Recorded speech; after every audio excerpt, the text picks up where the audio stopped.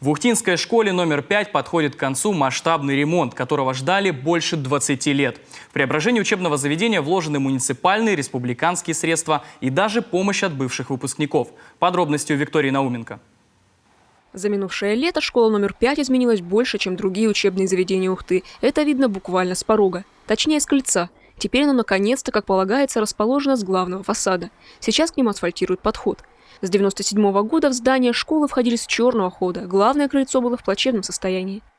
Поменяли лестницы, то есть обновили лестницы, то есть подниматься стало намного безопаснее.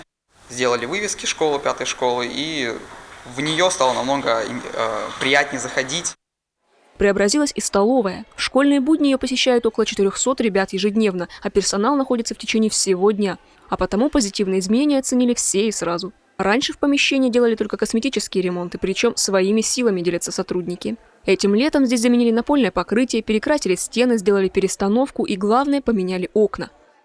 Стало очень тепло. Мы раньше одевались чуть ли не в полушубке. Сейчас мы ходим как положено. Оборудование переставили, как нам удобно. Нам очень нравится. Девочки очень довольны. Окна удалось заменить во всем здании. Раньше, за исключением 3 кабинетов, рамы везде были деревянные и создавали много неудобств.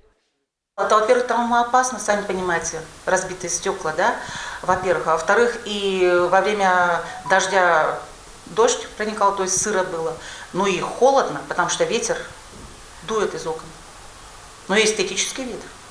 Вы понимаете, прекрасно, старые окна. Мы даже не могли внутренние окна покрасить и помыть, потому что они не открывались. Мы боялись до них дотронуться.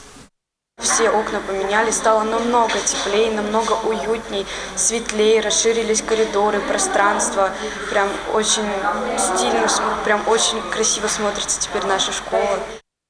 Замена окон обошлась почти в 7 миллионов рублей. Сюда вошли средства городского и республиканского бюджета. А стоимость всего масштабного ремонта более 10 миллионов рублей. Почти 500 000 на замену канализации, 3 на ремонт пищеблоки, а с заменой крыльца помогли выпускники школы. Имен благотворителей не разглашают, но подчеркивают, без них бы с этой задачей не справились.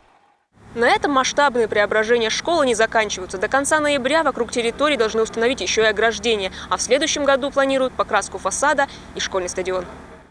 В следующем году школа отпразднует 70-летие, поэтому кроме ремонта здесь планируют и другие важные мероприятия, связанные с юбилеем. Однако пока планы руководства держат в секрете, чтобы все задуманное сбылось. Виктория Науменко, Павел Лагутин, телеканал Юрган, Ухта.